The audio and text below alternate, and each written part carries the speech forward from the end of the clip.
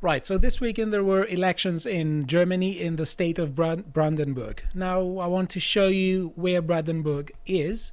It's in the northeast. Okay, here it is, over here.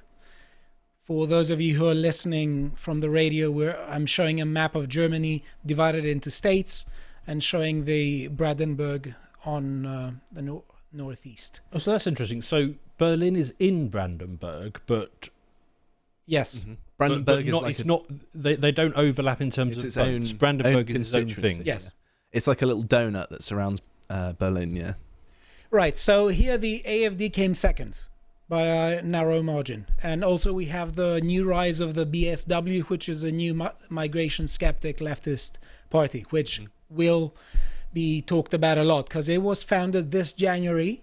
And the major question to be asking is whether migration skeptic left-wing parties are just an invention to halt migration skeptic right-wing parties. So we saw in Saxony, Anhalt and Thuringia that they helped split the left-wing vote, which was quite interesting.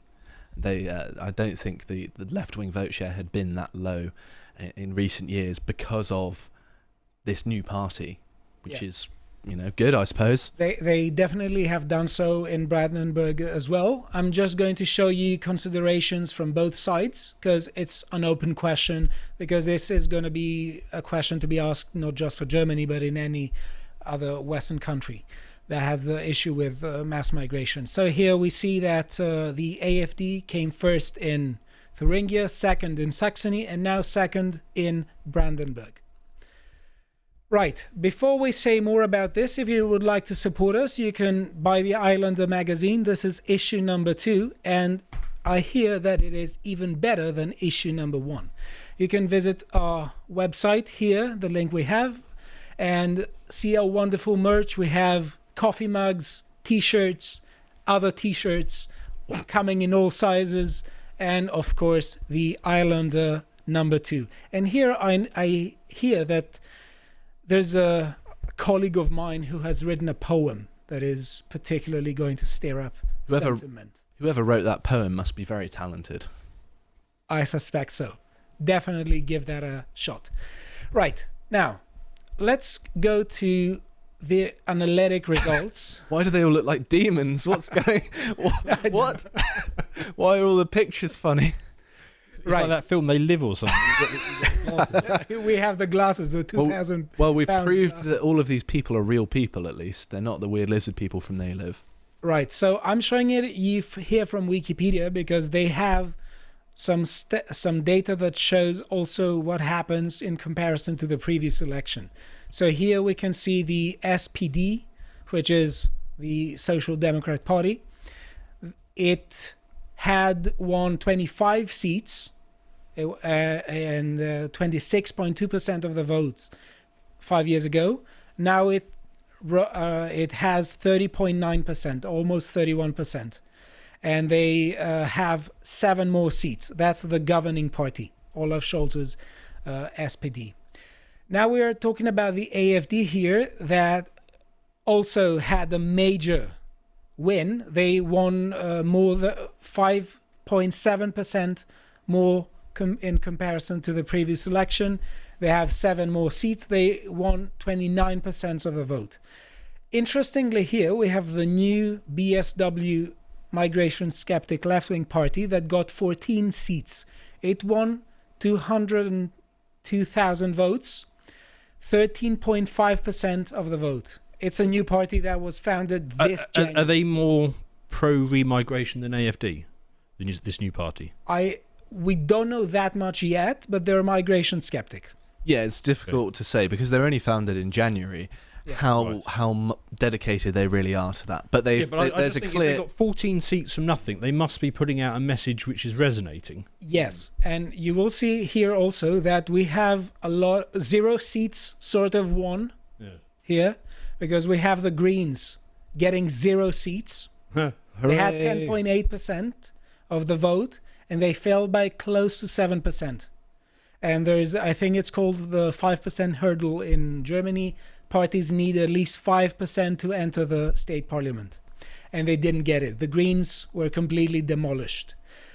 The left also, Die Linke, was completely demolished. It was also the party which split, and the BSW was allegedly born out of a split with Die Linke. And then we have this gentleman here, the BVB party, which is regionalist party. It also got less than 5% and also got 0 seats. So we have 3 parties got 0 seats. And the CDU, which is I think the Christian Democrat Union, got 12.1%. It fell by 3.5%. Right, so here we can analyze the data a bit to see who is particularly prone to adopt the message of the AFD, but also the message of the BSW. We have here from Ralph Schollhammer, young, working and self-employed people were overwhelmingly pro-AFD and migration skeptic. Here we have some more analytic stuff about the young people in the age range between 16 and 24-year-old. We have 32% of them support the AFD. The SPD has 18% there. The BSW has 13%. The CDU has sort of 9%. Die Linke fell to 7% from 11%. The Green Party lost 20%. So in 5 years ago, they had 25% support in the age group between 16 to 24. Now they have 7%. So I went to Germany. I spent a bit of time in Germany in the early 2000s, and they were all like really green back then. And of course they actually got their green government, didn't they? And it led to the deindustrialization of Germany and the impoverishment of basically all of them. I wouldn't be surprised if Germans are now going in their back garden and just burning barrels of crude oil just out of spite. Well, yes. Be careful what you wish for. But I mean, the Greens have just completely destroyed Germany. So I mean, they've they got their lefty twattery, and now they're starting to realise that actually the country's falling apart on them. And unless I'm entirely mistaken, it seems that Germany is completely turning its back to its nuclear reactors, and it's making its own economy even more dependent on foreign actors. They now get a lot of their energy from French nuclear reactors. There's a massive rise in popularity for the AFD. It was in 14% and it arose by 18%. So it's more than double in the 16-24 age group. Right, here we have a really interesting graph that we should focus on, and there's really too much to discuss because I think there is plenty to discuss here. So men and women, let's talk first about men and women, okay? It seems that both are migration skepticism is strong in both groups. That's interesting, isn't it? Because you go to like an Anglo city and the women are just awful, but it looks like German women are quite sensible. Well, you see here, both men and women are supporting the BSW and the AFD message, and their core message is pro-national sovereignty and against mass migration. So if you add the women's scores up between the AFD and the BSW, that's 40%. For the men, that is almost 40% as well. Yes. Obviously more heavily weighted towards the AFD. And one difference is that there's a higher percentage of women within that group that are supporting the left-wing party. It's 40% of migration skeptic women. Let's say if we suppose that migration skepticism is represented in voting for the AFD and the BSW. It certainly would be more so for the AFD than the BSW because, however, there are options in the German election. They don't necessarily need to vote tactically per se in the same way that you need to in first past the post system. So I think that votes are slightly more representative of actual ideological similarity in a German system than, say, America or Britain, where we use first past the post. Yeah. So you see here, 40% of the women in Germany, or of the migration skeptic women, are supporting the BSW, and 60% support the AFD. Whereas in men, it's more like, a quarter of men are supporting the BSW, 3/4 support the AFD. Both are very encouraging. I mean, it goes to underline the point that what we need to do is reframe the migration issue as being a women's safety issue. Well, it is. It genuinely is as well. I mean, it genuinely is, yes. Yeah. But I mean, that seems to be taking hold in Germany, and it seems to be working for them. And what we see here is that the generation that is right now, currently, more than 70 years old, is overwhelmingly pro-SPD. It's 50%. Boomer leftists. It's just... Boomers. Yeah, that's just incontrovertible here. So we have all other... We see here self-employed people are more prone to support the AFD. 1 out of 3 of them supports the AFD. Close to 1 out of 5 supports the CDU. 1 out of 4 approximately supports the Social Democrats. So just going back to the age issue, yeah, it kind of emboldens me to say that remigration is inevitable. Well, yes, because young people support it more, and the idea is that you become more conservative as you get older. Yeah, and so if they're already quite conservative to begin with, then that's quite a reaction. What it tells me is remigration will happen in Germany in the 2040s, because by then, the boomers will have, gone on to pastures new, and there's just going to be a majority for remigration. So it's just going to be, late 2030s, 2040s, millions of them are going to leave. Also, 40% of pensioners supported the governing party, which means that they are really falling for the rhetoric that unless we appeal to skilled workers from outside, yes, you're not getting your pension. Yeah, infinity Africans, and then you can have a pension. Yeah, so we see there are a lot of patterns that arise from here. But also, if you see the self-employed, only 6% support the Green Party. Of course. Right, so we have a lot of stuff here. White-collar workers are close to a tie there. 29% for the AFD, 30% for the SPD.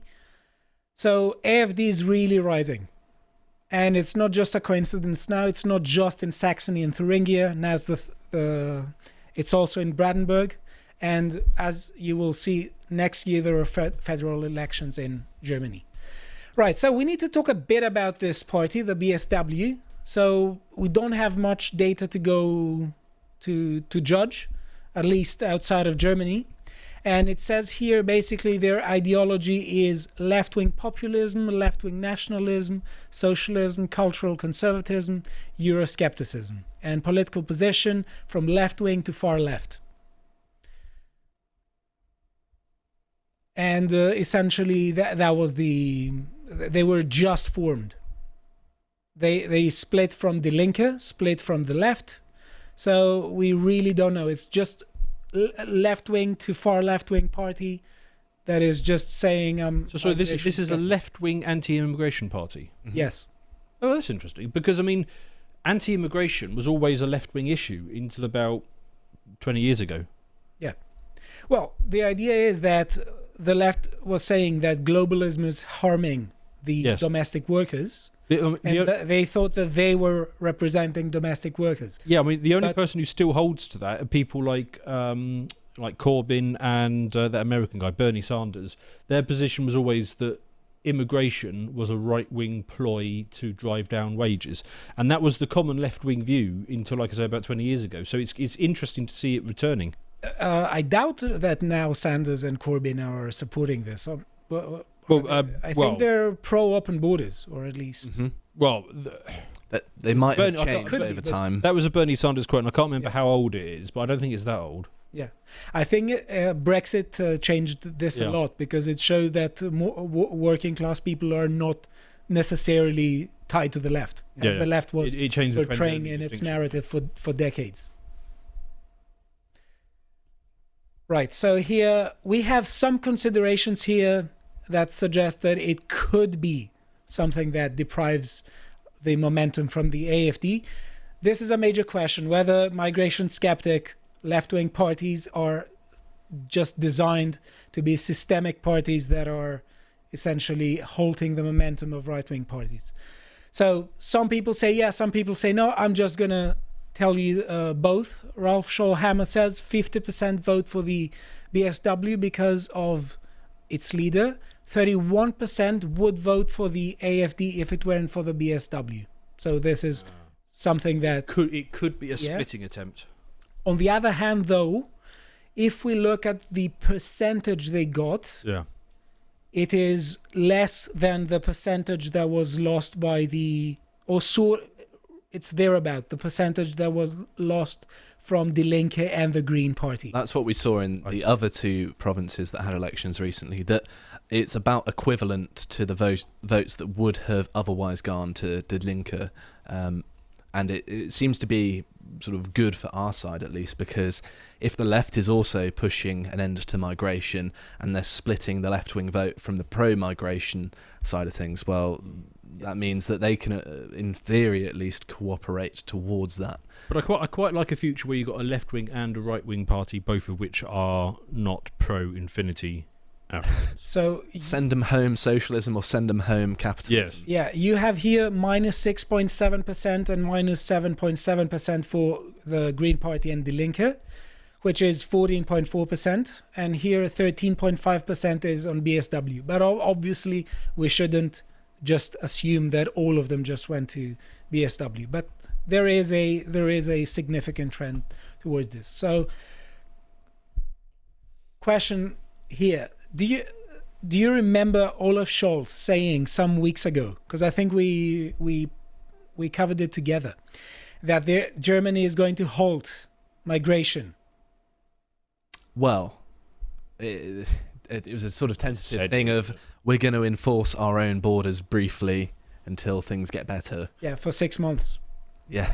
Yeah. It's not enough. Yeah, there are some interesting developments here that push towards skepticism against the government. I saw over the weekend a Dutch journalist went to Germany, and they went to all the roads leading into Germany because, of course, the Netherlands borders Germany. And they found that there were border agents on the main roads, but if you took a back road, there's no one stopping you. Yeah. And you can just go in. And so it's not really a proper measure. As I'll show you, it was not at all ideological on their part. It was entirely tactical. And essentially their message was, we are not the AFD. That's their whole message.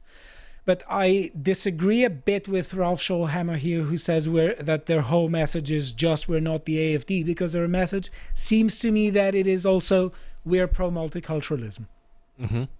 Yeah, but they sense that's in retreat, and so they have to... I mean, and Kamala and the Democrats are doing the same thing in America. They're just saying we're not Trump. Yeah, so I have news for both of you, because Olaf Scholz is pro-national sovereignty.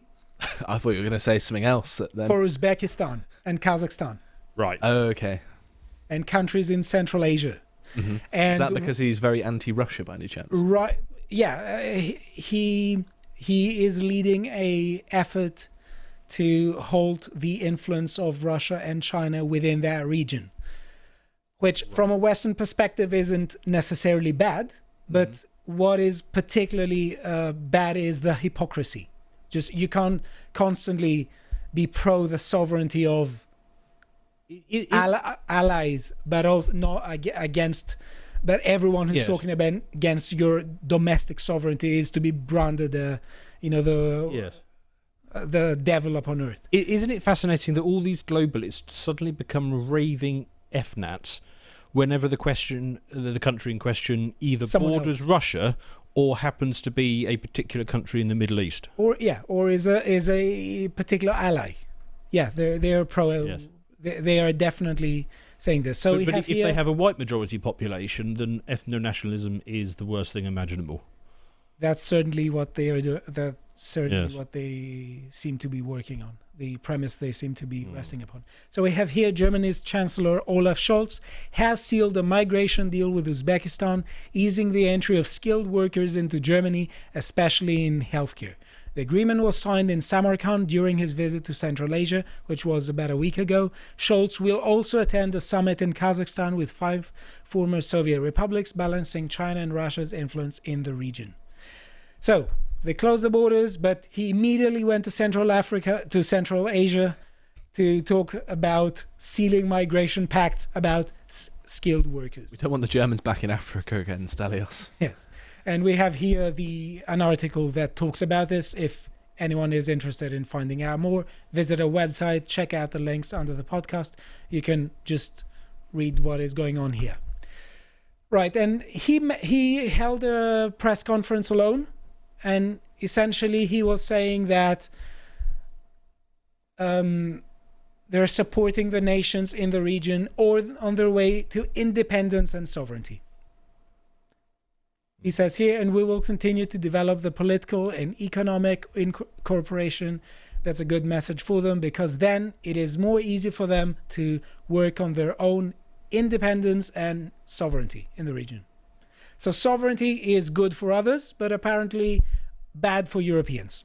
The same thing that Olaf Scholz and the EU multiculturalists are saying in Germany, they're saying for every other country in the EU, but also in the West, generally speaking. Interesting news. There are upcoming elections in Germany. In 2025, there are elections in Hamburg. And also there are federal elections to be held in about a year. I think they're saying it's roughly the 28th of September.